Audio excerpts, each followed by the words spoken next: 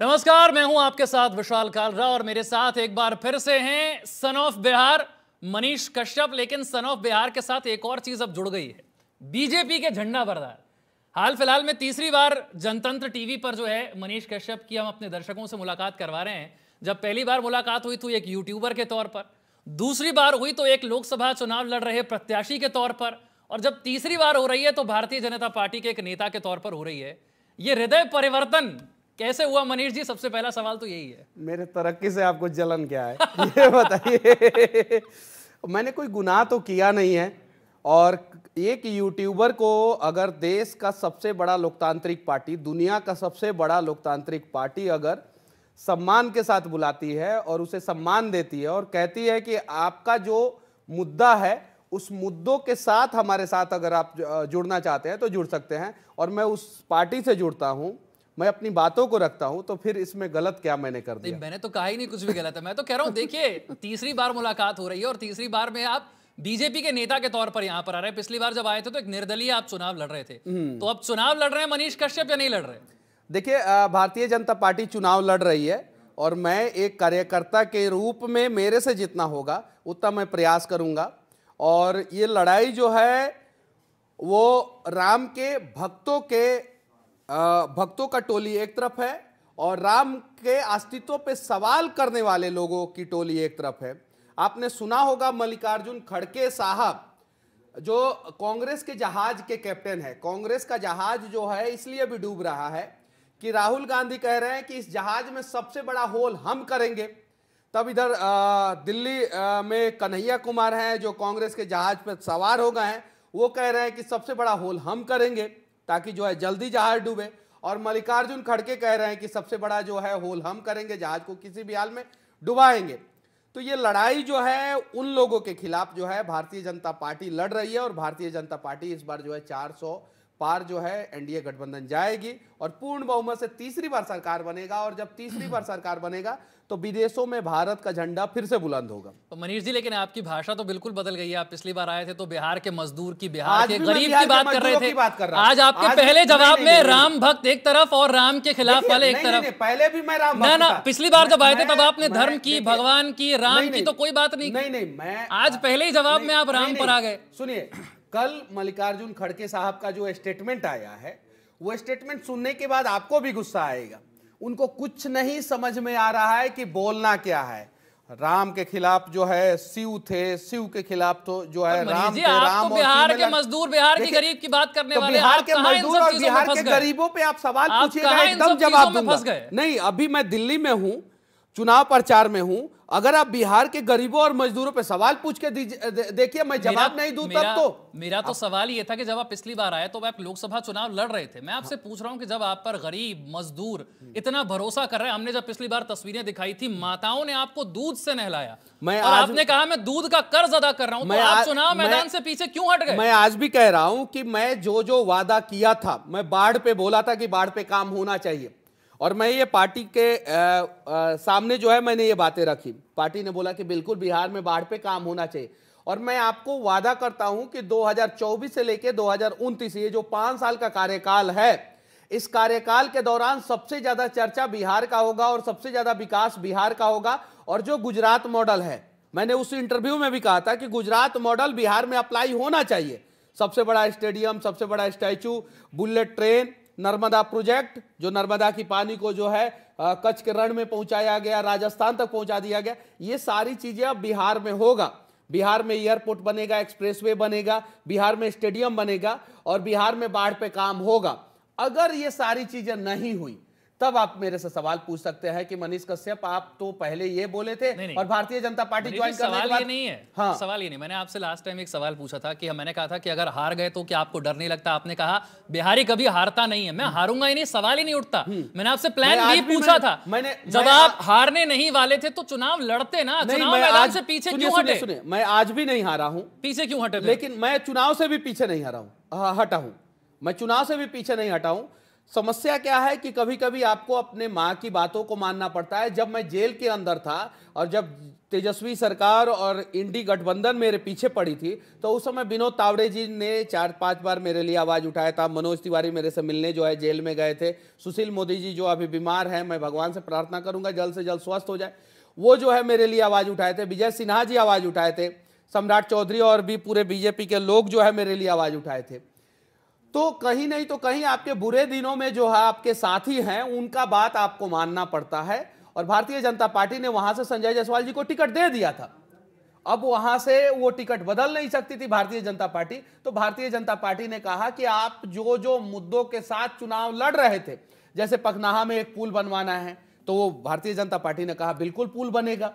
एक और गांव में जो है पुल बनवाना है गंडक नदी पे, भारतीय जनता पार्टी ने बोला पुल बनेगा। संजय जायसवाल के एक भी भाषण में क्या मनीष कश्यप द्वारा किए गए वादों का जिक्र मिलता है क्या? देखिए संजय जायसवाल कहते हैं कि जैसे मनीष कश्यप ने कहा था कि मैं 1 लाख रोजगार लोगों को दूंगा, क्या संजय जायसवाल कह रहे हैं कि इस इलाके के लोगों को मैं 1 लाख रोजगार दूंगा? देखिए उनका मुद्दा अलग है, मेरा मुद्दा अलग है। इलाका तो आपका एक है। देखिए अगर लोकसभा चुनाव क्षेत्र तो एक ही है। जो वादा किया है, अगर मैं पूरा नहीं कर पाऊं 5 साल के अंदर, चुनाव लड़ू ना लड़ू वो अलग बात है। अगर मैं 5 साल के अंदर वो वादा पूरा नहीं कर पाऊं, तब आप मुझे कोसिएगा।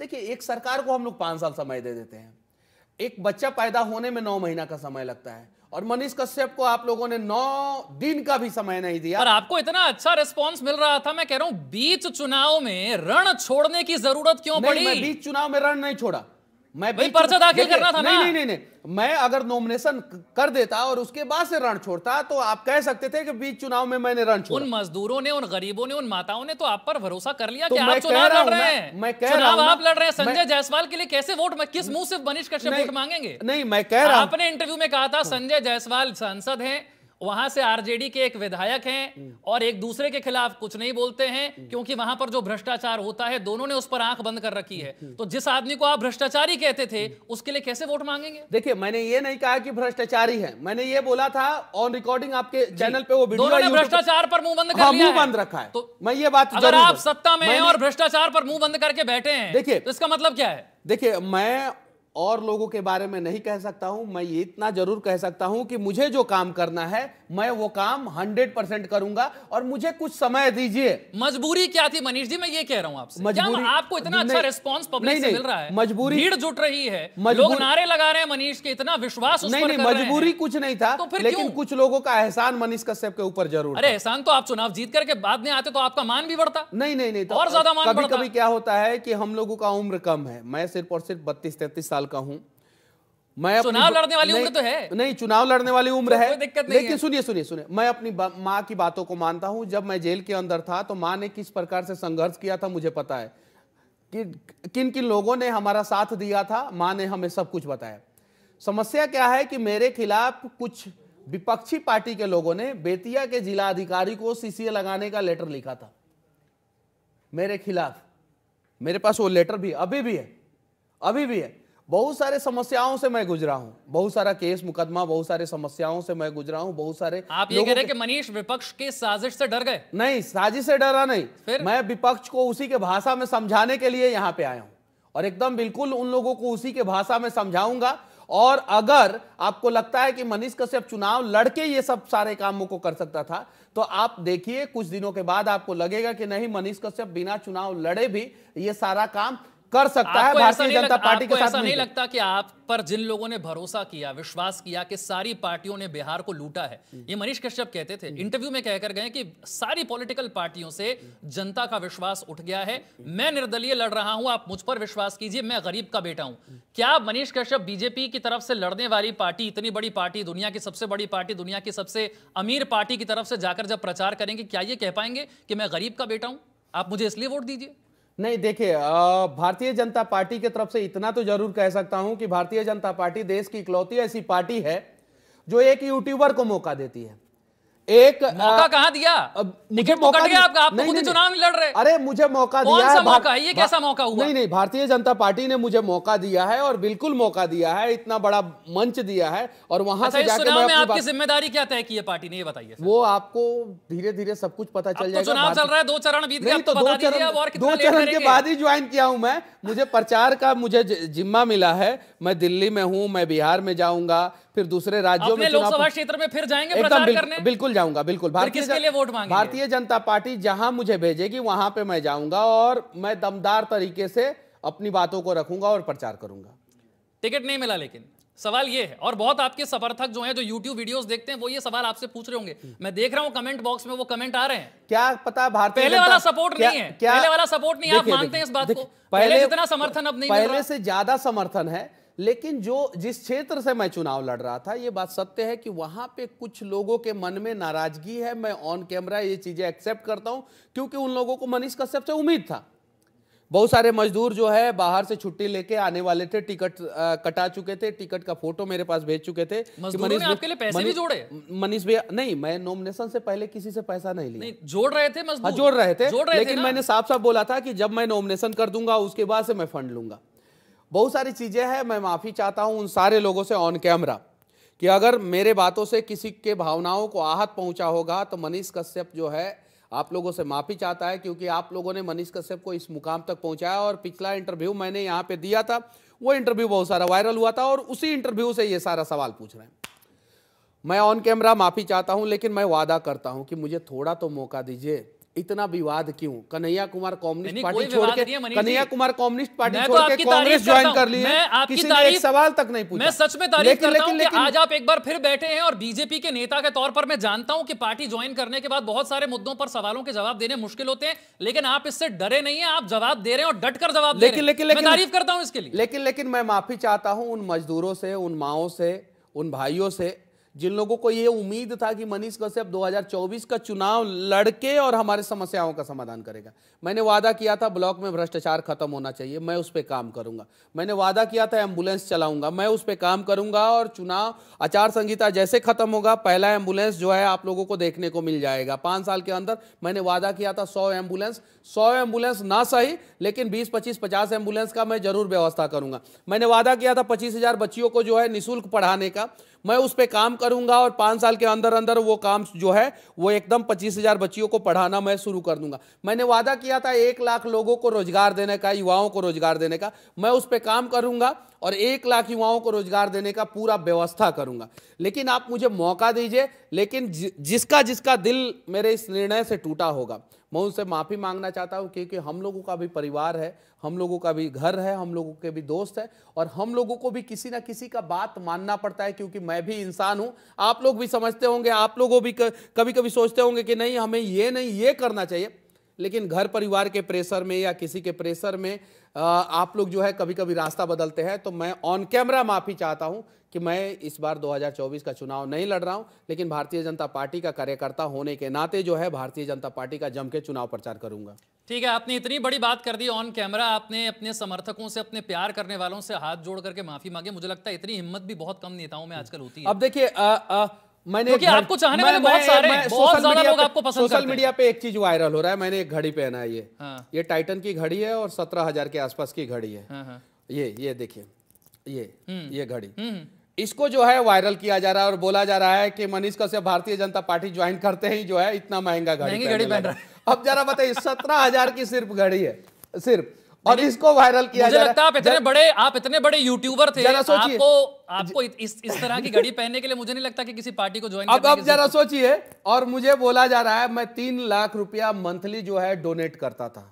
30% 10 लाख रुपया के आसपास यूट्यूब से मेरा इनकम था जेल जाने से पहले, और 30% मैं डोनेट करता था। और जेल जाने से पहले मैंने इस घड़ी को खरीदा, और इस घड़ी का फोटो और इसका प्राइस निकाल के जो है वायरल किया जा रहा है। अरे यार, ये कोई महंगी घड़ी नहीं है। महंगी घड़ी होती है 34 लाख, 35 लाख, 1 करोड़, 1.5 करोड़, 2 करोड़ की। ये 17,000 की घड़ी है। ये कौन सी महंगी घड़ी है यार? और इस घड़ी को भी किसी ने जन्मदिन के अवसर पे मुझे गिफ्ट दिया था।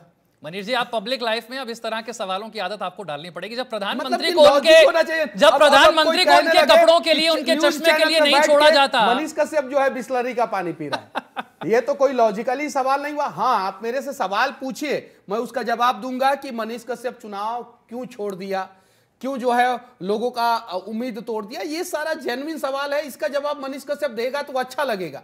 अब आप जो है इतने नीचे गिर जाएंगे कि इस पे चर्चा करेंगे, चप्पल पे चर्चा करेंगे, मोजा पे चर्चा करेंगे, कपड़े पे चर्चा करेंगे। और विपक्ष की देखिए मानसिकता, जब जब विपक्ष के लोग जो है नीचे गिरे, जैसे नरेंद्र मोदी जी जो है अच्छे कपड़ा क्यों पहनते हैं, साफ सुथरा कपड़ा क्यों पहनते हैं, अच्छे ढंग से क्यों रहते हैं, अरे यार मुद्दों पे बात करो ना, मुद्दों पे बात करोगे तो देश का भी भला होगा।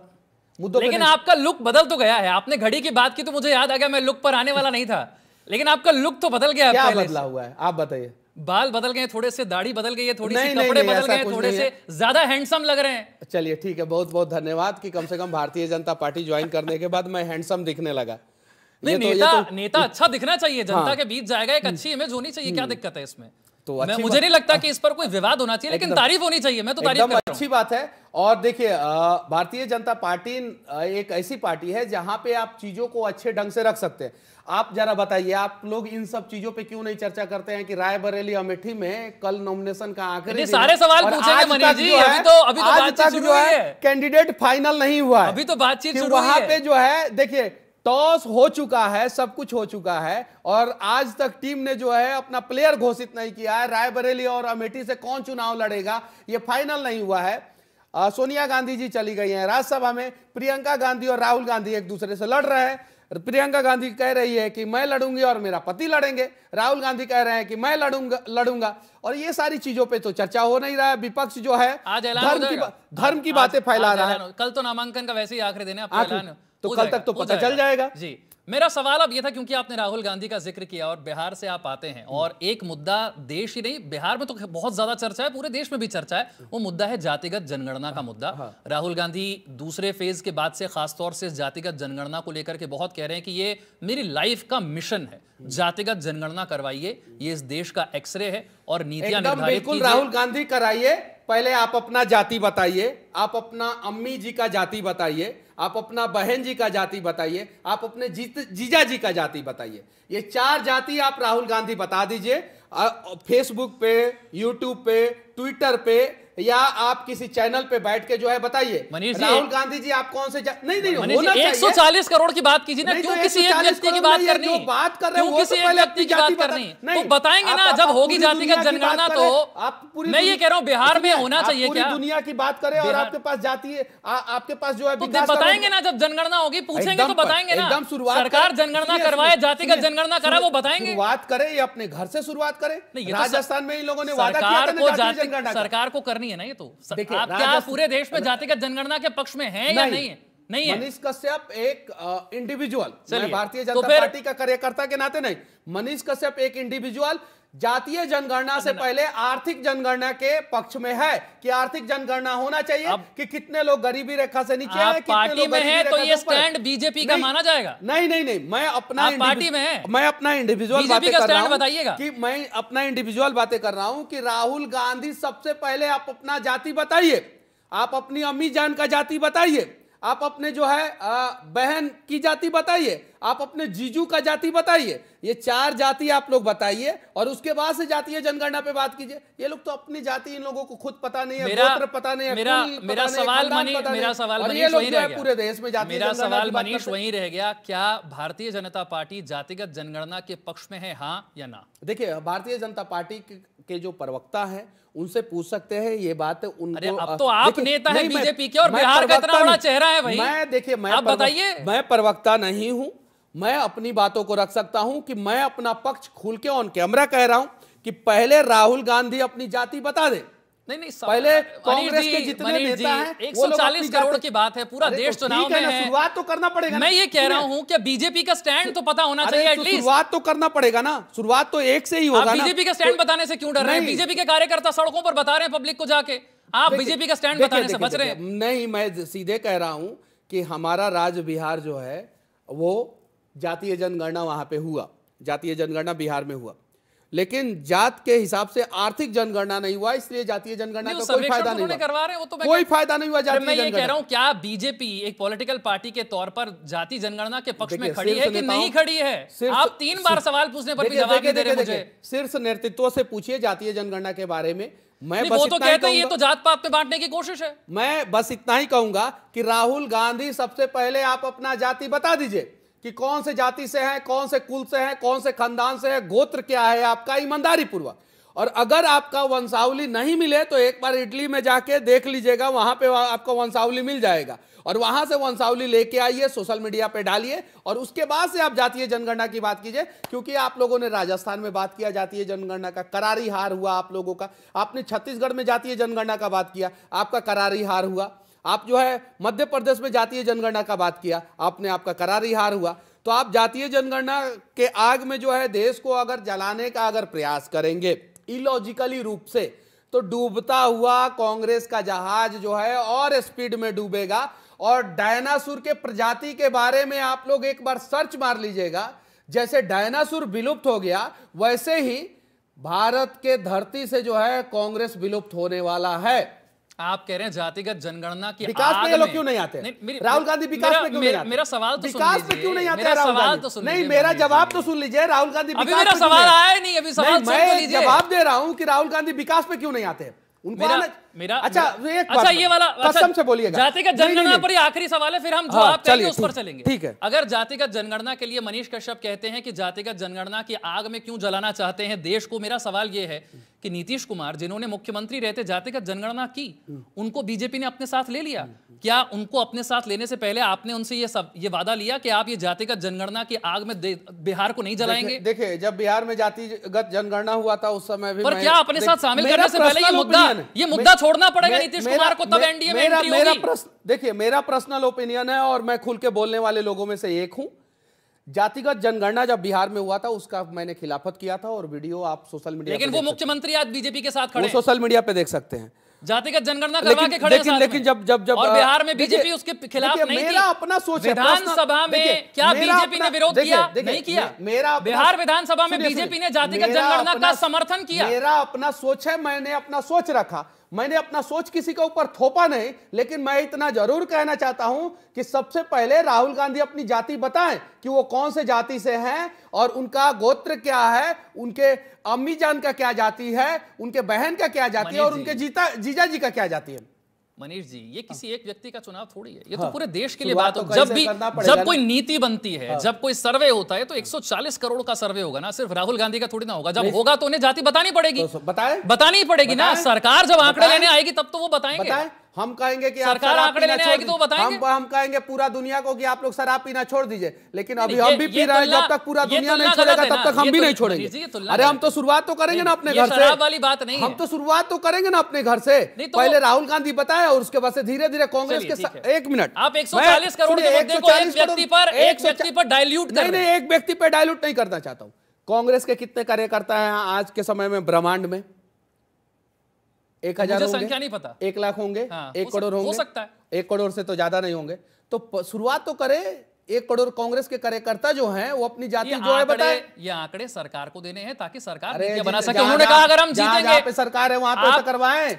मनीष जी, मुझे अच्छा ये बताइए, मुझे लगता है कि तेलंगाना में किसकी सरकार है? एक सेकंड, तेलंगाना में किसकी सरकार है? वो तो पूरे देश के लिए कह रहे हैं। तेलंगाना में किसकी सरकार है? देश के लिए कह रहे हैं ना। सुनिए, हर राज्य का काउंट होगा तब तो देश का काउंट होगा। ठीक है, होगा ना। मनीष तो तेलंगाना में जिसकी सरकार है करवा ले। चलिए, मैं कह रहा हूं आखिरी सवाल एक, मुझे लगता है बीजेपी एक पॉलिटिकल पार्टी के तौर पर जातिगत जनगणना को लेकर कंफ्यूज है।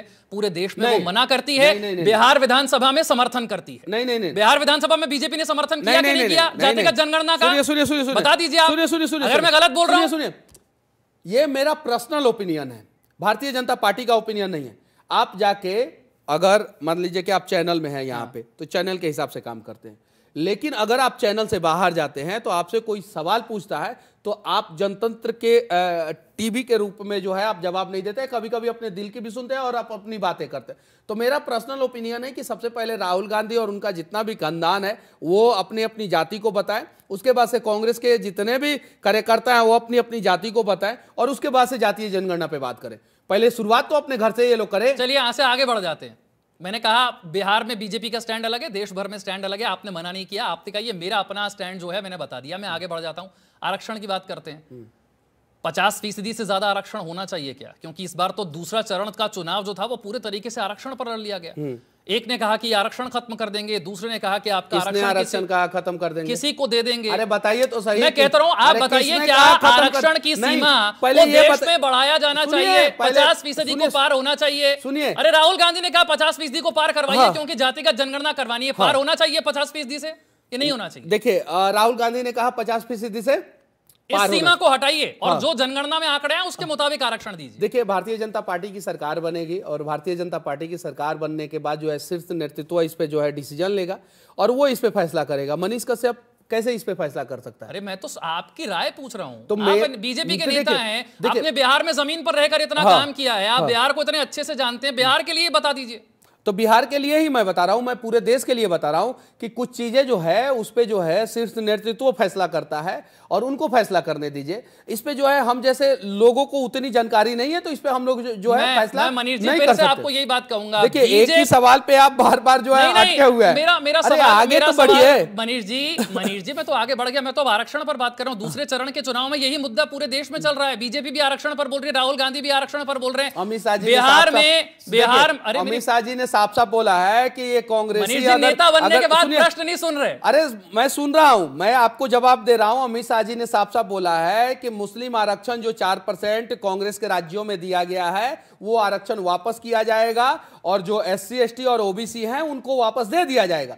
अमित शाह जी ने साफ साफ बोला। लेकिन अमित शाह जी के भाषण को जो है इन लोगों ने AI से डब करके जो है डीप फेक बना के जो है सोशल मीडिया पे वायरल कर दिया और सोशल मीडिया पे वायरल करके जो है इन लोगों ने फेक वीडियो फैलाया। इन लोगों के ऊपर तो पहले NSA लगाया जाए, जिन जिन लोगों ने जो है फेक वीडियो फैलाया। और वही मैंने मनीष कश्यप ने फेक वीडियो नहीं फैलाया था, मेरे ऊपर NSA लगाया गया था, पहला चीज।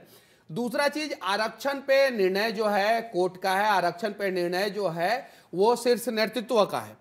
बहुत सारे सवालों का जवाब आपके पिताजी दे सकते हैं, आप नहीं दे सकते। बहुत सारे सवालों का जवाब जो है आपके बच्चे दे सकते हैं, आप नहीं दे सकते हैं। बहुत सारे सवालों का जवाब आपके बच्चे नहीं दे सकते हैं, आप दे सकते हैं। तो इन सारे सवालों का जवाब जो है आपको आपके इंटरव्यूज लोगों ने देखे हैं, आपके यूट्यूब वीडियोस लोगों ने देखे हैं और लोग आपको बड़े अच्छे से जानते हैं कि आपकी हर मुद्दे पर राय बहुत बेबाक है। हो सकता है पॉलिटिकल पार्टी में आने के बाद से कुछ रिस्ट्रिक्शंस हों। नहीं, मेरे ऊपर कोई पाबंदी नहीं। तो मैं ये कह रहा हूं, मेरे ऊपर कोई पाबंदी नहीं। आप मेरा प्रश्न नहीं सुन रहे ना, इसलिए मैं आपसे कह रहा हूं आपसे। मैं ये कह रहा हूं, आपने कहा नहीं सवाल आपका है कि ऊपर से कान में पूछा जा रहा है, वो वहां का है। नहीं, कहीं भी सवाल से डरने की क्या बात है। यहां तो आप तो यूट्यूबर हैं, आप तो जानते हैं न्यूज चैनल कैसे काम करता है, आप तो ये भी जानते हैं। ये लाइव शो जा रहा है, आप तो ये भी इतना नाराज क्यों है? अगर आज इतना नाराज क्यों है? मैं तो आपसे सवाल पूछ रहा हूं, मेरा प्रश्न नहीं सुनेंगे मनीष जी, मेरा प्रश्न नहीं सुनेंगे। पानी पीजिए। 50% की सीमा पार होनी चाहिए आरक्षण की कि नहीं होनी चाहिए? देखिए, किसी के हक को नहीं मारा जाना चाहिए। नहीं होनी चाहिए। किसी के हक को नहीं मारा जाना चाहिए। किसी के हक को नहीं मारा जाना चाहिए। सीमा पार के किसी के भी हक को नहीं मारा जाना चाहिए। पार्टी में होने का रिस्ट्रिक्शन है? नहीं, पार्टी में होने का रिस्ट्रिक्शन नहीं है। मैं एकदम लॉजिकली फैक्ट बोल रहा हूं कि नहीं, इस देश में किसी भी व्यक्ति के हक का मतलब कि हक को नहीं मारा जाना चाहिए। बिहार में 50% की सीमा पार हो गई, नीतीश कुमार ने पार कर दी। हाँ, जातिगत सर्वेक्षण के बाद कर दी। हाँ, बीजेपी समर्थन में खड़ी है, लेकिन देश भर में हाँ नहीं बोलती। देखिए, कुछ चीजों के लिए कुछ सवालों का जवाब मैं दे सकता हूं, उसकी बिहार जानकारी में ये है। चीजें हो रही हैं। क्या आप ही के प्रदेश में ये चीजें हो रही हैं? कुछ सवालों का जवाब मनीष कश्यप दे सकता है, कुछ सवालों का जवाब मनीष कश्यप नहीं दे सकता है। उसके पीछे समझिए, न्यूटन ने जो रिसर्च किया उसके बारे में आइंस्टाइन नहीं बता सकते थे, आइंस्टाइन ने जो रिसर्च किया उसके बारे में न्यूटन नहीं बता सकते थे, और दोनों साइंटिस्ट थे। मुझे जितनी जानकारी है उस जानकारी के हिसाब से मैं बता रहा हूं कि किसी का भी हक नहीं मारा जाना चाहिए। अच्छा, दलित का हक नहीं मारा जाना चाहिए, रोजगार पर आ जाते हैं, ओबीसी का हक नहीं मारा जाना चाहिए, सवर्णों का हक नहीं मारा जाना चाहिए। सीधा नहीं जवाब देना चाहते, नहीं, एकदम साफ साफ खुल के बोल रहा हूं। सीधा जवाब नहीं देना चाहते। मैं आपसे कह रहा हूं, चलिए रोजगार पर आ जाते हैं। राहुल गांधी ने कहा 2014 में जब हम छोड़कर गए थे तब करीब करीब 14 लाख पद PSUs में हुआ करते थे, आज वो पद 8,60,000 के करीब हो गए। 5.5-6 लाख पद ऑलरेडी खत्म हो चुके हैं। तो ना सरकारी पद बचेंगे ना आरक्षण बचेगा। जब आप रोजगार भी नहीं देंगे और आरक्षण भी खत्म कर देंगे, जब ये सरकारी पद बढ़े हैं कि घटे? सुनिए ना, जब ऐसे ऐसे लोग जो है ना सूखा नशा करते हैं ना, तो इनके दिमाग में जो है यही सब सवाल उत्पन्न होता है। और ये लोग इस तरह की भाषा क्यों बोल रहे हैं? नहीं, मैं अच्छा, ये भाषा कौन सा खराब हो गया? मोदी जी को दिन रात गाली देते हैं, उस समय आप लोग नहीं पूछते हैं? नहीं, पूछते सारा दिन पात्रा से ऑन रिकॉर्डिंग टीवी चैनलों पे कन्हैया कुमार ने क्या बोल दिया कि मोदी जी जो है आपके बाप होंगे, आपके बाप होंगे। मनीष जी, मुद्दा रोजगार एकदम साफ साफ बोला। रोजगार पे मैं बात कर रहा हूँ, नशों की बातों में पड़ना। अरे ये लोग नशे में रहते हैं और नशे में रह के जो है देश को बर्बाद करने का प्रयास करते हैं। इन लोगों को क्या बोलना है क्या नहीं बोलना है इन लोगों को खुद नहीं पता रहता है। अच्छा, अगर आप पहला सेंटेंस दूसरा सेंटेंस मैच नहीं करता। अगर आप रोजगार पे आंकड़े गलत हैं, रोजगार पे मैं बात कर रहा हूं, रोजगार पे मैं बात कर रहा हूं। सुनिए, रोजगार पे बात कर रहा हूं। फॉक्सकॉन आया, पहले मोबाइल पे made in Korea, made in Japan और मेड इन चाइना लिखा हुआ रहता था, आज मेड इन इंडिया लिखा हुआ है। आईफोन का मैन्युफैक्चरिंग इंडिया में होना शुरू हुआ। हुआ कि नहीं? फॉक्सकॉन कौन है? दुनिया की सबसे बड़ी मोबाइल मैन्युफैक्चरिंग कंपनी है, आज 3-3 प्लांट भारत में डाल चुकी है। क्यों नहीं उस पर बातचीत हो रहा है? एक एक प्लांट में जो है 50-50 हजार लोगों को रोजगार दिया है। टाटा ने मोबाइल मैन्युफैक्चरिंग चालू कर दिया, आज यहां पे इंडिया में चालू हुआ मोबाइल मैन्युफैक्चरिंग, उस पर क्यों नहीं बातचीत हो रहा है? सेमीकंडक्टर सिर्फ और सिर्फ 2-3 देश ही बनाता था, जिसमें ताइवान नंबर 1 पे था। उसके बाद से जो है यूरोप की कुछ कंट्रियां बनाती थी, अमेरिका बनाता था, चाइना बनाता था, बस इतना ही सेमीकंडक्टर। आज सेमीकंडक्टर बनना शुरू हो गया।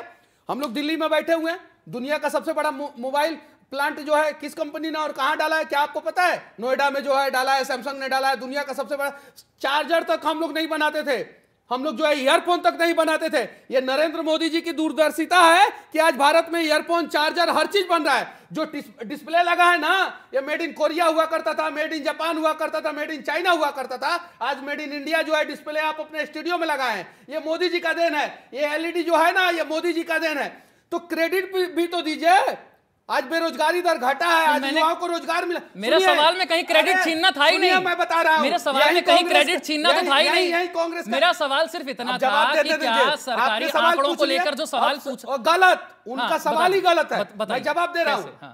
पहले जो है एक रिपोर्टर जो है, चैनल का रिपोर्टर जो है साइकिल से चैनल में आता था और नीचे जो है पार्किंग में साइकिल का व्यवस्था किया जाता था, उसमें ताला लगता था, रिपोर्टर आकर रिपोर्टिंग करता था।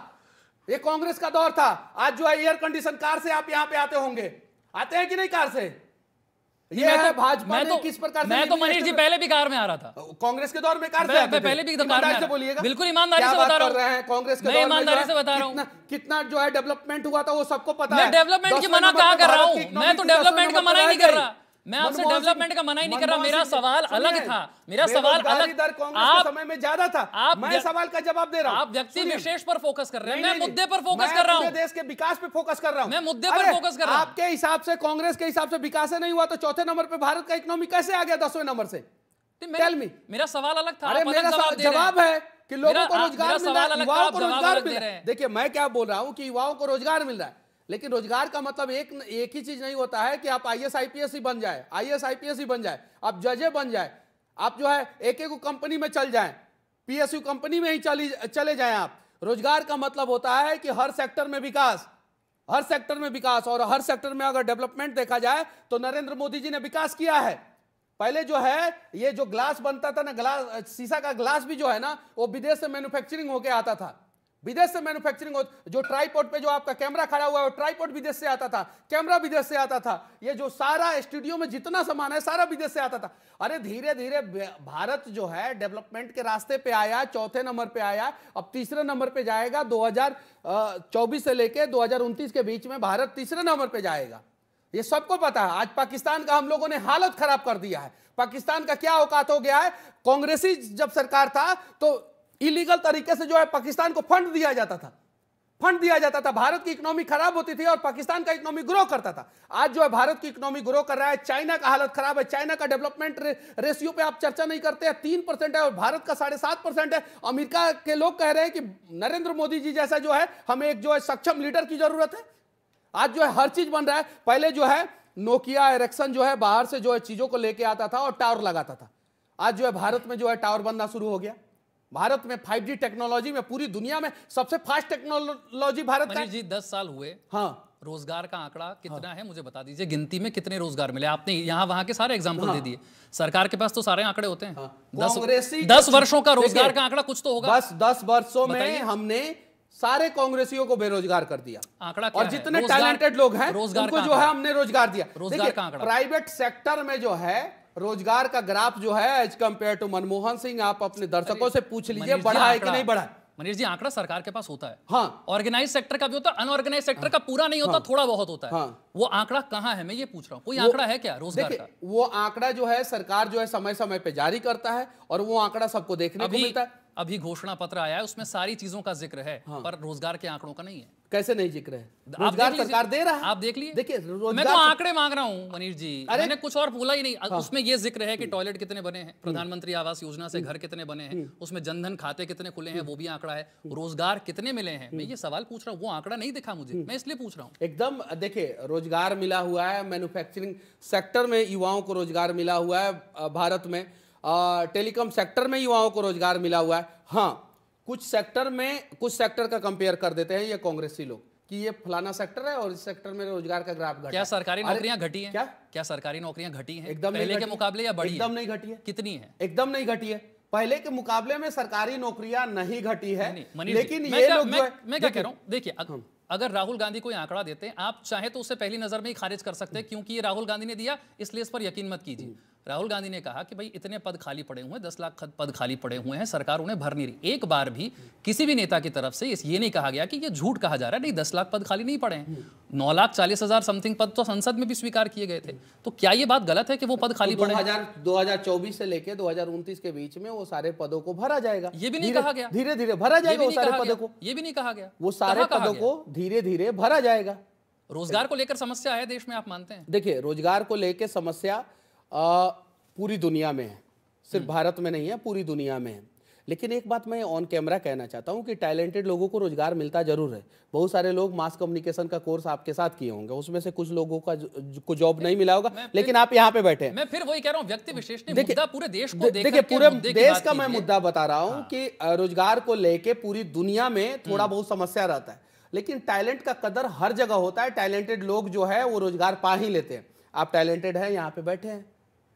और चलिए अगले मुद्दे की तरफ बढ़ते हैं। इलेक्टोरल बॉन्ड बहुत बड़ा मुद्दा है, इस पर भी चुनाव, ये सारे मुद्दे हैं कि नहीं? आप मुझे बताइए, अगर मैं गलत बोल रहा हूं तो सब हम ही से आप मुझे कह दीजिए कि मुद्दा नहीं, मैं छोड़ दूंगा। सब हम ही से पूछिएगा।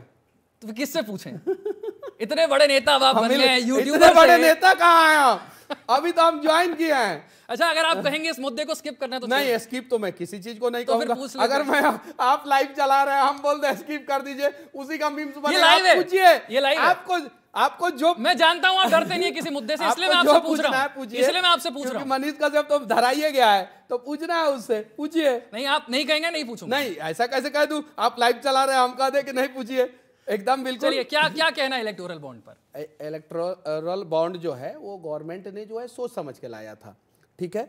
उसमें पारदर्शिता थी और ब्लैक मनी जो है वो मतलब कि पार्टी फंड में ना, इसके लिए गवर्नमेंट ने लाया था। सुप्रीम कोर्ट का गाइडलाइंस आया, उस पर जांच बैठी, सारा सच्चाई जो है आप लोगों के सामने है। बहुत दिन से ये मुद्दा चल रहा था, अब जो है ये मुद्दा जो है पूरे देश के सामने है। इसमें गवर्नमेंट की कोई गलती नहीं है, गवर्नमेंट की कोई गलती नहीं है। सपोज अगर मान लीजिए कि पहले क्या होता था कि कोई भी आके पार्टी कार्यालय में कितना भी पैसा ले ला के, कैश रुपया ला के दे देता था, उसका कोई माई बाप नहीं होता था कि कौन लाया कौन नहीं लाया। अभी के समय में क्या है कि अगर आप पार्टी को चंदा देना चाहते हैं तो आप किसी बैंक से जो है, जैसे एसबीआई को उसके लिए डिप्यूट किया गया है, एसबीआई से जो है आप जो है उतना अमाउंट का जो है एक ड्राफ्ट बना लेते हैं और पार्टी को ले जाके दे देते हैं। अब इससे क्या है कि आपका पूरा जानकारी जो है एसबीआई के पास रहता है। सुप्रीम कोर्ट ने इस पे बोला कि एसबीआई जो है जानकारी दे, सार्वजनिक करे, देश के सारे देश के अनकॉन्स्टिट्यूशनल है ये कहा। अब सुप्रीम कोर्ट का जजमेंट पे मैं कुछ नहीं कहना चाहता हूं, लेकिन इसमें भारतीय जनता इलेक्टोरल बॉन्ड के बाहर आने के बाद सवाल क्या? सुनिए मैं बता बस एक लाइन का प्रश्न है। सुप्रीम कोर्ट के ऑर्डर के बाद जो डेटा बाहर आया उस पर सवाल यह पूछा गया कि ऐसी बहुत सारी कंपनियां हैं जिन्होंने करोड़ों करोड़ों रुपए के चंदे दिए, वो जांच एजेंसियों के रडार पर हैं। इसीलिए यह सवाल पूछा गया कि कम से कम 30 ऐसी कंपनियां हैं जो जांच एजेंसियों के रडार पर हैं, करोड़ों करोड़ों रुपए बीजेपी को दे रही हैं। नहीं, गलत बात, फिर आप गलत कर दिए। नहीं, यहाँ पे आप जांच एजेंसियों का जो कंट्रोल, जांच एजेंसियों का कंट्रोल पैसा मिला, टीएमसी को भी पैसा मिला, डीएमके को भी पैसा मिला, कांग्रेस को भी पैसा मिला। क्या सीबीआई ईडी है टीएमसी के पास? क्या सीबीआई और ईडी है टीएमसी के पास? क्या भाजपा की सीबीआई ईडी है? तो सरकार को रिपोर्ट करती है कि नहीं करती? एजेंसी है, सरकार को रिपोर्ट करती है कि नहीं करती? सीबीआई के चीफ, सीबीआई चीफ को कौन नियुक्त करता है? ईडी चीफ को कौन नियुक्त करता है? सीबीआई और ईडी के चीफ को नियुक्त कौन करता है? आप जाइए प्रोसेस पढ़िए, देखिए। मैंने तो प्रोसेस पढ़ के बता रहा हूं आपसे, मैं प्रोसेस पढ़ के। आप ये कह रहे हैं सीबीआई ईडी सरकार को रिपोर्ट नहीं करती? सरकार को रिपोर्ट करती है, तो लेकिन सरकार के इशारे में सीबीआई ईडी नहीं चलती है।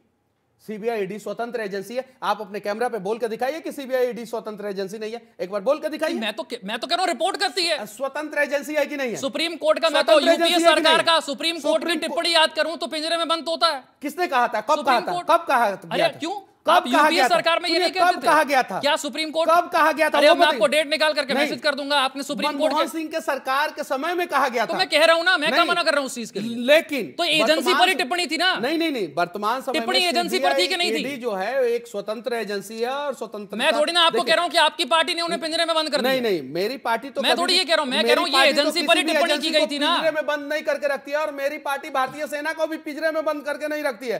कांग्रेस के समय में भारतीय सेना पिंजरे में बंद थी और कश्मीर में जो है पत्थरबाजी होता था और भारतीय सेना जो है चुपचाप पत्थर खाती थी। नरेंद्र मोदी जी आजादी दी है, धारा 370 हटाए, और अभी जो है हम लोग पीओके को भी भारत में मिलाने वाले हैं।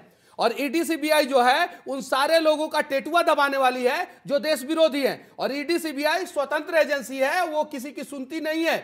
हाँ, ये बात सही है कि वो सरकार को रिपोर्ट करती है, जैसे भारतीय सेना भी अपने हिसाब से काम करती है, लेकिन रिपोर्ट सरकार को करती है, लेकिन सरकार के इशारे पे काम नहीं करती है।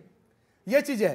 ठीक, आज ईडी सीबीआई भी जो है सरकार के इशारे पे नहीं काम करके जो है ईमानदारी पूर्वक काम कर रही है। और ईडी सीबीआई जब ईमानदारी पूर्वक काम कर रही है तो पेट में आप लोगों के दर्द क्यों हो रहा है? आप लोगों का किडनी के साथ साथ हार्ट क्यों फेल हो रहा है? ईडी सीबीआई के डर से जो है आप लोग कांपे क्यों है? हम लोग जैसे लोग कहीं क्यों नहीं कांपे?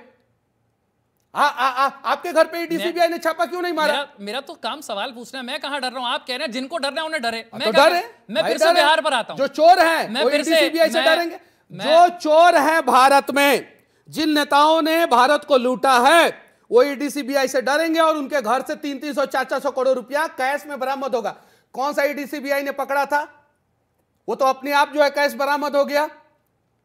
और कांग्रेस के नेता के घर पे कैश बरामद हुआ, राज्यसभा के सदस्य थे, उस पर आप लोगों ने कुछ बोला नहीं। ये वेटनरी कॉलेज में चपरासी क्वार्टर में लालू प्रसाद यादव रहते थे।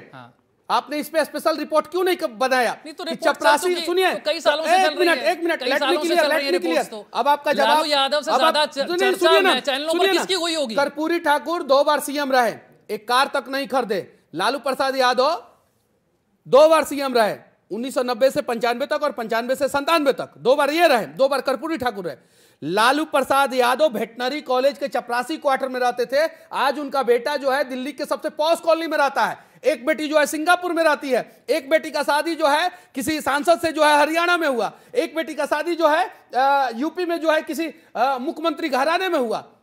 वो तो सवाल आप लोगों का नहीं बनता है। वैसे वैसे नेताओं को डर लगेगा एकदम बिल्कुल। और ईडी सीबीआई जो है ईमानदारी पूर्वक काम कर रही है, उसे करने दीजिए। कम से कम उस पे जो है पाबंदी मत लगाइए आप लोग, और कम से कम उस पे ईडी सीबीआई पे प्रश्न चिन्ह खड़ा मत कीजिए। ईडी सीबीआई ने जितना भी जांच किया है उसमें से सिर्फ और सिर्फ 2% पॉलिटिकल लोग हैं, सिर्फ। जैसा कि मेरा, और वो 2% में कौन कौन है? उसमें भाजपा के भी नहीं, भाजपा के भी लोग हो सकते थे, लेकिन भाजपा के लोग चोर नहीं है, इसलिए नहीं हुए। जो लोग चोर हैं वो पकड़े जा रहे हैं, धीरे धीरे सब पकड़े जा रहे हैं। और चोर तो सब पकड़े जाएंगे, और जब चोर पकड़े जाएंगे तो चिल्लाएंगे। उस 2-3% में अजीत पवार भी हैं, प्रफुल्ल पटेल भी हैं, छगन भुजबल भी हैं, हसन मुश्रिफ भी हैं, हेमंता बिस्व शर्मा भी हैं, नारायण राणे भी हैं, अशोक चौहान भी हैं, नवीन जिंदल भी हैं। और ये सारे वो लोग हैं जो 2004 से 2014 में बीजेपी के रडार पर थे कि आपने भ्रष्टाचार किया। कमाल का, अगर ये झूठ है तो मुझे बता दीजिए। सुनिए, कमाल की बात करते हैं। ये 7, 8, 10 नाम जो है आप लोगों ने रट लिया, तोता की तरह रट लिया। अब मैं नाम गिनवाना चाहता हूं। तेजस्वी यादव हैं, लालू प्रसाद यादव हैं, डीएमके के जो है संथिल बालाजी हैं, डीएमके के बड़े बड़े नेता हैं, ममता बनर्जी का भतीजा है। इन लोगों का तो नाम आप लोगों को नहीं याद रहता है। कांग्रेस का अनेकों नेता है। मैं आपसे बीजेपी के बारे में पूछूंगा ना कि भाई आपके साथ आ गए, हाँ, तो तभी सवाल पूछूंगा ना। ये तो नहीं आए तो इसलिए इनसे नहीं पूछ रहा। आपके साथ जो आए, जिन पर भ्रष्टाचार के आरोप हैं, आरोप भी बीजेपी ने ही लगाए, डॉक्यूमेंट ले लेकर लगाए, प्रेस कॉन्फ्रेंस कर करके लगाए। मैं ये नहीं कह रहा हूं कि आप पर इल्जाम है, आप नहीं थे तब बीजेपी में। केजरीवाल तो कपड़े खोल खोल के नाच रहे थे रामलीला मैदान में कि कांग्रेसी ये है, कांग्रेसी वो है, ऐसा है वैसा है, और जाके कांग्रेस के गले में मिल गए, कांग्रेस के गोद में बैठ गए। वो जेल में है। तो केजरीवाल ने गलत किया था ना? नहीं, तो अदालत ने नहीं कहा, ना, अदालत ने नहीं कहा कि उन्होंने गलत किया। अदालत ने कब कहा? अदालत ने तो बेल भी नहीं दिया उनको। नहीं, तो बेल देने का मतलब ये नहीं होता। बेल दिया मनीष कश्यप को, और मनीष कश्यप को छोड़ भी दिया। और मनीष कश्यप जब रिहा हुआ, आप 9 महीने थे ना, तो क्या आप दोषी थे? सुनिए, मैं बताता हूं, आप गुनहगार थे इसलिए 9 महीने थे। मैं बताता हूं, अगर आपको बेल नहीं मिला तो आप दोषी हो गए क्या? मैं बताता हूं, मुझे क्लियर करने दीजिए। अदालत ने मुझे बेल दिया, और बेल के बाद जो है अदालत ने मुझे उस केस में बरी भी किया। केजरीवाल जब तक बरी नहीं होते हम उन्हें दोषी नहीं क्या कहेंगे। जब तक बरी नहीं होते उन्हें दोषी कहा जा सकता है? नहीं, हम दोषी कहा जा सकता है। सुनिए, हम दोषी भी नहीं कहेंगे, लेकिन उन्होंने कुछ तो गलती किया, इसलिए तो अदालत उनको बेल भी नहीं दे रही है। नहीं, अदालत तय करेगी ना, मैं यही तो बेल कह रहा भी हूं। तो नहीं दे रहा है ना अदालत। संजय सिंह को तो मिल गई, तो क्या उन्होंने ठीक किया सब कुछ? अदालत तो बेल भी नहीं दे रहा है। संजय सिंह को मिल गई, इसका मतलब वो अब निर्दोष हो गए? कैसे निर्दोष हो गए? मैं वही तो कह रहा हूं, क्या बेल मिलने का मतलब दोषी और निर्दोष होना होता है? मिल गई, सुनिए, जैसे मुझे रिहाई मिल गई, उनको भी रिहाई मिल जाएगी, दोषी। मैं वही कह रहा हूं, क्या बेल मिलने नहीं मिलने का मतलब दोषी और निर्दोष होना होता है क्या? नहीं, जब केस का फैसला होगा तब होगा। ठीक है, चलिए। मेरा सवाल ये था कि जो आपके साथ है, क्या आपको लगता है कि वो नैतिक तौर पर ठीक हुआ या नहीं हुआ? मैं बस ये कह रहा हूं, जिन पर भ्रष्टाचार के आरोप थे, देखिए, वो अभी आरोप मुक्त नहीं हुए। जब आप 400 पार का दावा करते हैं तो फिर आपको ऐसे नेताओं की जरूरत क्यों है जिन पर आपने ही आरोप लगाए? देखिए, ऐसे नेताओं की हमें जरूरत नहीं है। हमारी भारतीय जनता पार्टी ऐसे भी मजबूत है, लेकिन जो लोग जो है अच्छे लोग हैं, वो लोग अगर आना चाहते तो स्वागत है, स्वागत है उनका। जो अच्छे लोग हैं वो अगर भारतीय जनता पार्टी में आना चाहते तो स्वागत है। एक बड़ा कर्नाटका का एक स्कैंडल है जिसकी चर्चा हर तरफ हो रही है। एकदम बिल्कुल वो गलत है। देवेगौड़ा साहब के पोते एकदम प्रज्वल रेवन्ना, वैसे लोगों को सजा मिलना चाहिए और कड़ा से कड़ा सजा मिलना चाहिए। मनीष कश्यप जो है, क्या आपको लगता है कि उनके साथ अलायंस में रहने से छवि को नुकसान पहुंचेगा बीजेपी की? बीजेपी का नेता किसी ने गलत थोड़ी किया है। नहीं, उनके साथ अलायंस में रहने से छवि को नुकसान पहुंचेगा? नहीं, एकदम बिल्कुल नहीं, बिल्कुल नहीं। तब तो कहने का मतलब है कि एक आतंकवादी हो गया तो पूरा कम्युनिटी के लोगों को आतंकवादी कहना शुरू कर दिया जाएगा। अलायंस में रहना चाहिए। अगर एगो कांग्रेसी चोर हो गया तो पूरा कांग्रेसी चोर है। आप महिला सुरक्षा की बात उतने एकदम बिल्कुल हम लोग तरीके से कर पाएंगे। हमारे राज्य में जो है एज कंपेयर टू कांग्रेस महिलाएं ज्यादा सुरक्षित है। 2014 के पहले जो है रात में जो है महिलाएं सड़कों पे सुरक्षित तौर पे नहीं निकल पाती थी। आज जो है हर एक शहर बाजार में, हर एक हाईवे पे, हर एक ढाबा पे, हर एक शोरूम के पास जो है सीसीटीवी कैमरा लगा हुआ है। आज जो है महिलाएं ज्यादा सुरक्षित है। लेकिन आज के समय में भी कुछ दरिंदे हैं जिन्हें सलाखों के पीछे होना चाहिए, जिनको फांसी पे लटका दिया जाना चाहिए। और उन दरिंदों में से शायद से वो व्यक्ति था जो आज के समय में भागा हुआ है। लेकिन हमारी सरकार ने उसको उजागर किया और हमारी सरकार उसको पकड़ के लेके आएगी और हमारी सरकार उसको सजा देगी। ठीक है, मैं फिर से बिहार पर लौटता हूं। जब आखिरी बार आपसे बात हुई आपने कहा कि नरेंद्र मोदी अच्छे हैं, ये आपने कहा था पिछली बार के इंटरव्यू में। आपने कहा था लेकिन बिहार के नेताओं में उतना दम नहीं है कि वो जाकर मोदी जी से बात करें कि भाई आप बिहार के विकास के लिए मीटिंग क्यों नहीं करते। आपने मेरे पिछले इंटरव्यू में कहा पिछले 20 साल में ना तो मनमोहन सरकार ने ना मोदी सरकार ने बिहार के विकास के लिए कोई मीटिंग नहीं की। ये प्रश्न है। क्वेश्चन किधर है? यही प्रश्न है। अरे कहां लिख के रखे हैं? आपने तो कहा। अरे लिख के कहां रखे हैं? याद कैसे? अरे आपका इंटरव्यू है, आप भूल गए क्या? याद कैसे आपको? आपने कहा था ना कि पिछले 20 साल में मनमोहन जी ने भी और मोदी जी ने भी बिहार के विकास के लिए मीटिंग नहीं की। एकदम अगला 5 साल जो है सबसे ज्यादा बिहार के विकास पे मैं आपकी तारीफ कर रहा हूं। मैं जानता हूं आप एक यूट्यूबर आ रहे, आपने जमीन पर रहकर सब कुछ देखा है और वो सारी तकलीफें बिहार की जनता की आप जानते हैं। मैं जानता हूं इस चीज। मैं खुल के कहना चाहता हूं, ऑन कैमरा कहना चाहता हूं कि बिहार का समस्या जो है as compare to other state बड़ा है। बिहार के लोग सच में परेशान हैं। अगर मैं आज ये बात नहीं कहूं तो लोग कहेंगे नेता बनते ही मनीष कश्यप ने रंग बदल दिया। बिहार के मजदूर परेशान हैं। बिहार में शिक्षा और स्वास्थ्य की व्यवस्थाएं दुरुस्त होनी चाहिए। ये हमारे प्रदेश अध्यक्ष आदरणीय सम्राट चौधरी भी कहते हैं और खुल के कहते हैं। सम्राट चौधरी जी, विजय सिन्हा जी, हमारे बीजेपी के नेता खुल के कहते हैं ये होना चाहिए। और मैं कह रहा हूं कि अब जो है युवा नेतृत्व के साथ जो है अच्छे नेताओं के साथ जो है बिहार में विकास की बातें होगी और खुल के होगी। और मैं क्लियर कर देना चाहता हूं कि अगला 5 साल जो है वो बिहार का दौर रहेगा 2024 से लेकर 2029 तक।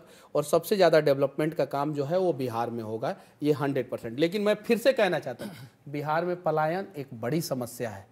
शिक्षा व्यवस्था, जर्जर शिक्षा व्यवस्था एक बड़ी समस्या है। जर्जर स्वास्थ्य व्यवस्था एक बड़ी समस्या है। और इन सारी समस्याओं का समाधान होना चाहिए। और ये मैं ऑन रिकॉर्डिंग आपके लाइव डिबेट पे जो है मैं कह रहा हूँ, एक्सेप्ट कर रहा हूँ। आपने एक्सेप्ट किया। क्योंकि हर चीज का जवाब दे रहे हैं इसलिए मैं एक और चीज भी पूछना चाहता हूँ। आप ही के इंटरव्यू से आपने कहा था कि बीजेपी चाहती तो पूर्ण बहुमत की सरकार बहुत पहले बिहार में बना सकती थी, लेकिन नहीं बनाई क्योंकि जब बिहार की बर्बादी की चर्चा होगी तो बीजेपी का नाम बीच में ना आए, इसीलिए वो नहीं चाहते थे।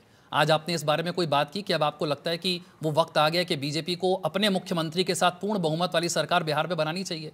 देखिए, अलायंस है हमारा, नीतीश कुमार जी से अलायंस है। नीतीश कुमार जी अच्छे व्यक्ति हैं। हालांकि 2012 के बाद से 2024 तक पॉलिटिकल अनस्टेबल स्टेट रहा due to only one reason. Nitish Kumar ji कभी बीजेपी के साथ रहे, कभी महागठबंधन के साथ रहे, उन्हें जो है इधर उधर नहीं जाना चाहिए था। ये मैं खुल के बोल रहा हूँ, ऑन कैमरा बोल रहा हूँ। लेकिन नीतीश कुमार जी के साथ खासियत ये है कि 19 साल हो गया उनका, 18.5 साल 19 साल हो गया, उसमें एक बार भी उनके ऊपर भ्रष्टाचार का दाग नहीं लगा। और मीडिया को जो है वो खुल के बोलने के लिए स्वतंत्रता देते हैं। जब इंडी गठबंधन में थे तब भी जो है उन्होंने बोला था कि नहीं, मीडिया पे पाबंदी नहीं लगनी चाहिए। लेकिन अगर भारतीय जनता पार्टी मतलब कि भारतीय जनता पार्टी और जदयू इस बार चुनाव लड़ेगी, एक साथ लड़ेगी, और कम से कम 220 plus seat Bharatiya Janata party, JDU, LJP और भारतीय जनता पार्टी के घटक दल जितने रहेंगे वो सभी मिलकर 220 प्लस सीट जो है भारतीय जनता पार्टी और अलायंस जो है जीतेंगे। और जब इस प्रकार से जीतेंगे तो भयानक तरीके से काम होता है। आपने देखा होगा। मेरा बिल्कुल आखिरी प्रश्न है, बिहार के लिए क्या क्या होने जा रहा है अगले 5 साल में? आखिरी प्रश्न, इसके ऊपर कोई प्रश्न नहीं, पहले कह देना चाहता हूं, 2005 में जब पूर्ण बहुमत की सरकार बनी थी, दोनों सरकारें सही थी, अच्छी थी, और विपक्ष जो है पूरी तरीके से खत्म था बिहार में। तो दोनों सरकारें जो है उनको पता था कि हम सरकार बदल नहीं सकते हैं क्योंकि विपक्ष है ही नहीं। तो काम 2005 से 10 तक बहुत अच्छा हुआ था। उसके बाद से जो आपने देखा बिहार में क्या हुआ, अगले 5 साल में बिहार में अनेकों एक्सप्रेसवे बनेगा। कम से कम 3 नया एयरपोर्ट जो रक्सौल में, बेगूसराय में और पूर्णिया में, ये 3 नया एयरपोर्ट बनेगा। उसके बाद से स्वास्थ्य व्यवस्था पे काम होगा। अनेकों मेडिकल कॉलेज जो है बन चुका है, अनेकों मेडिकल कॉलेज प्रस्तावित है जो कंप्लीट होगा। पलायन को रोकने के लिए जो है बड़ी बड़ी कंपनियां जो है बिहार में आएगी, इन्वेस्टमेंट करेगी।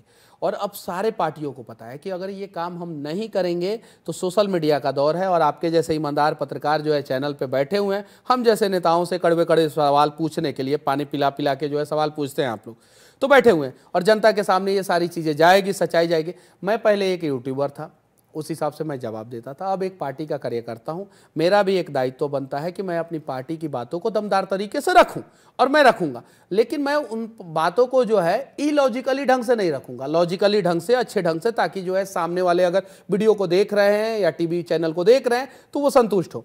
मैं कहना चाहता हूं कि 5 साल हमें समय दीजिए, अगला 5 साल बिहार का दौर होगा और वो दौर स्वर्णिम दौर होगा। गोल्डन अक्षरों से वो चीज़ें लिखी जाएगी बिहार की कहानी को। बहुत बहुत शुक्रिया मनीष जी। आप पिछली बार आए थे तब भी मैंने आपको शुभकामनाएं दी थी, इस बार भी मैं आपको शुभकामनाएं देता हूं कि बिहार के विकास के लिए, देश के विकास के लिए जिन चीज़ों को लेकर आप चले हैं उस मिशन में आप सफल हों, और बिहार की जो जनता की आकांक्षाएं हैं, और बिहार ही क्यों, आप बीजेपी के आप मेंबर हैं, पूरे देश की जनता जो आकांक्षाएं आपसे, जो उम्मीदें आपसे लोगों ने लगाई हुई हैं, आपकी वीडियोस आज भी लोगों के बीच में बहुत पॉपुलर हैं, वो भीड़ अभी भी जुटती है, आपको देखती है, आपको सुनती है, आपकी बातों पर विश्वास करती है। उम्मीद यही कर रहे हैं वो सब लोग कि चाहे आप एक यूट्यूबर हों, चुनाव लड़ें ना लड़ें, किसी पार्टी में जाएं ना जाएं, लेकिन उनसे जो आपने वादे किए हैं आप उन्हें पूरा करेंगे। इन्हीं उम्मीदों के साथ बहुत बहुत शुक्रिया आपका, आप आए और इतने बेबाक तरीके से बहुत मुश्किल सवालों का बड़े अच्छे तरीके से जवाब दिया। चलिए, आपके चेहरे को देख के मुझे नहीं लगा था कि आप ऐसे ऐसे सवाल पूछेंगे, लेकिन मेरे तरफ से जितना हुआ मैंने अपना प्रयास किया, और पत्रकार आपके जैसा ईमानदार होना चाहिए। जय हिंद। आपको शुक्रिया। जय हिंद।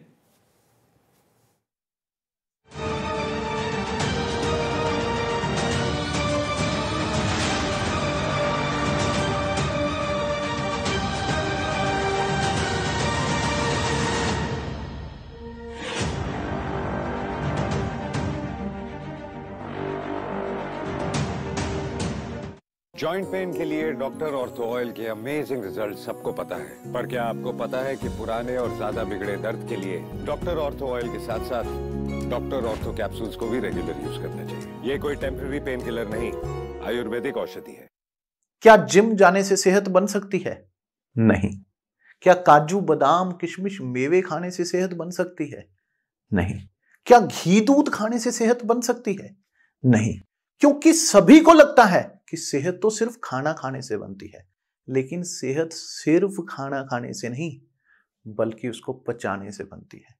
और जब तक कि खाया पिया लगेगा ही नहीं, आपकी सेहत बनेगी कैसे?